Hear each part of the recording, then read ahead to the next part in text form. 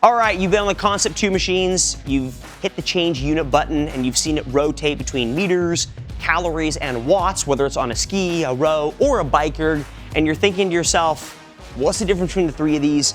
When should I use these? What is this measuring actually? And what are the pros and cons to using each of these 4 unit of measurements? Well, you're in luck. That's what this video today is about.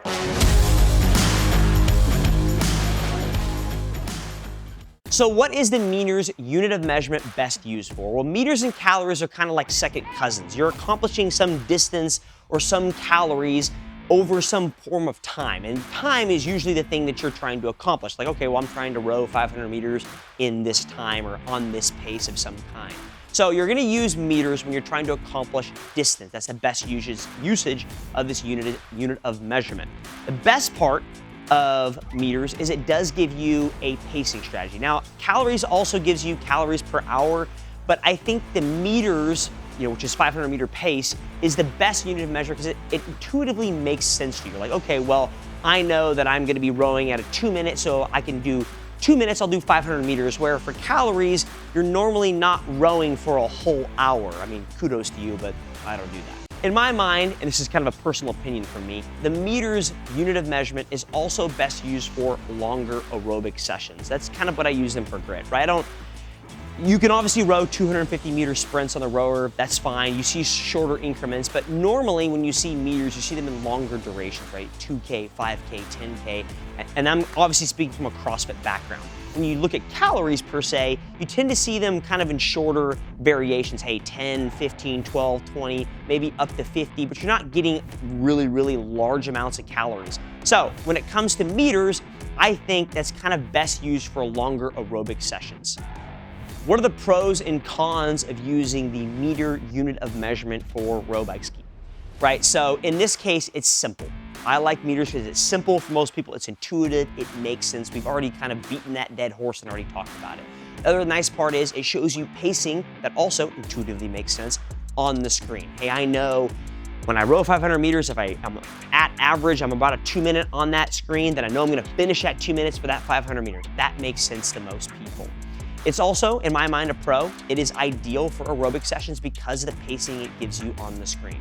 What are the cons? Well, the cons of using meters is it doesn't directly show intensity that's not already linked to timing or to pacing.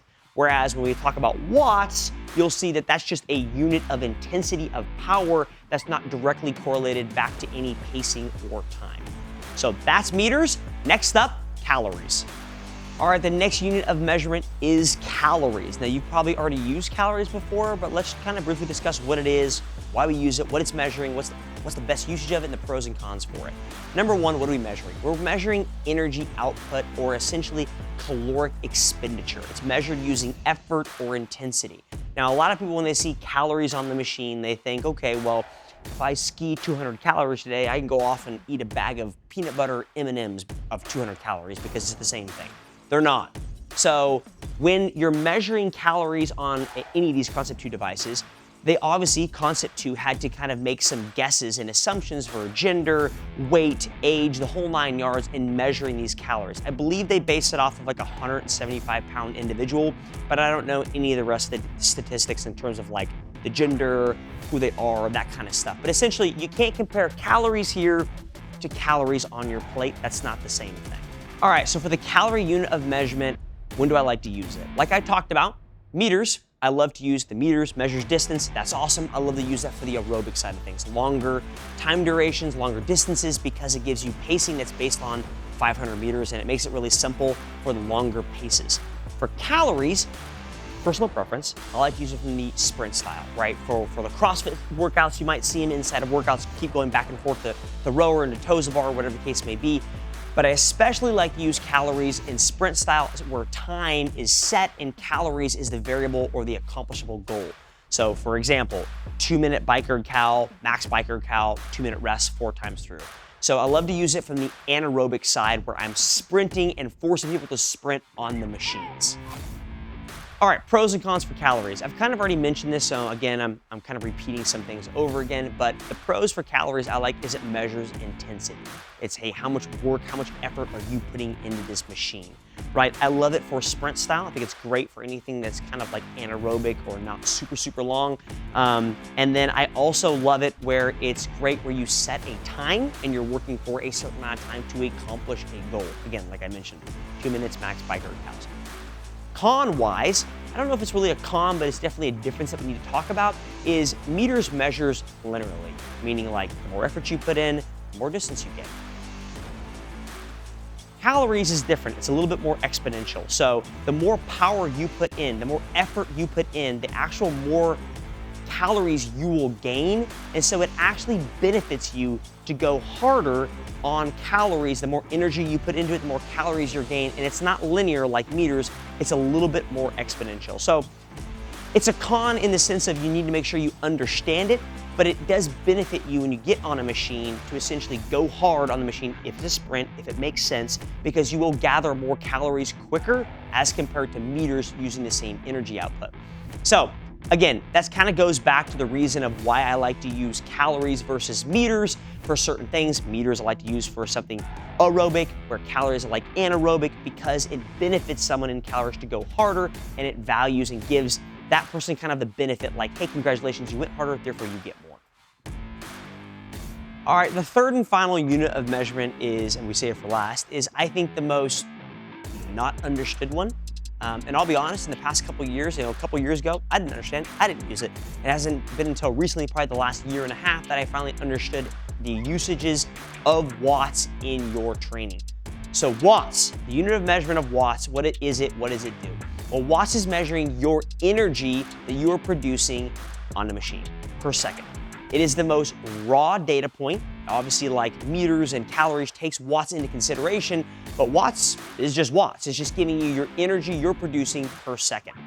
So what is the watts unit of measurement best used for? Well, I consider watts like the stepchild of meters and calories. So meters and calories, you're trying to accomplish something, right? You come into class and your coach says, hey, row 500 meters in this workout, or ski 20 calories. And so when you do that, what you get at the end is, well, how much long did it take you to accomplish that goal? Whereas watts, you're not trying to accomplish a goal and then time is what you finish with, right? Instead, you're given a time and you're working at a certain energy output for that time. So when I look at watts, I tend to think of meters and calories is a great usage for a competitive aspect. Hey, how fast can you row 500 meters? Hey, how quickly can you bike 100 calories, or whatever the case may be. Whereas when I look at watts, I tend to think it as a great training tool to use for meters and for calories. So for me specifically, I use watts a lot in an FTP training program we have for Grit, for the BikeErg program. And so I think it's a great usage of, hey, I'm gonna spend 20 minutes, I'm gonna find my max average watts on this machine, I'm gonna train with it for 8 weeks, and then I'm going to apply it and hopefully do better.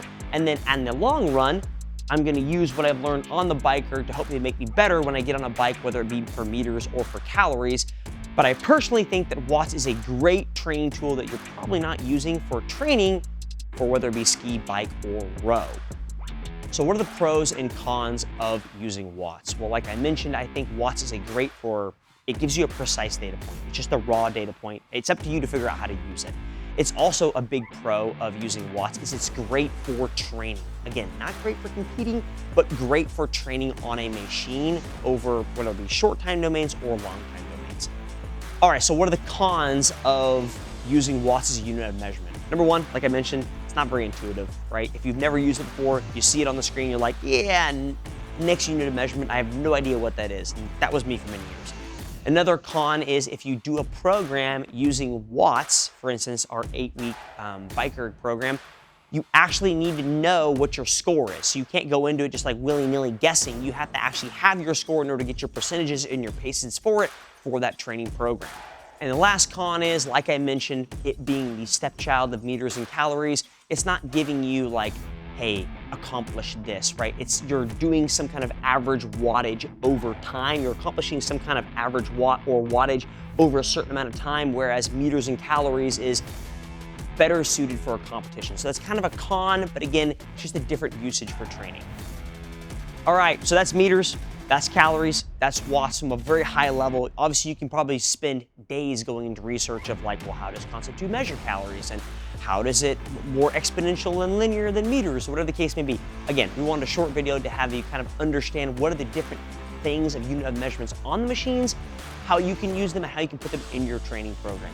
If you have any other questions, we'd love to hear them. Let us know. We'll make some more videos to answer those. Have a great day.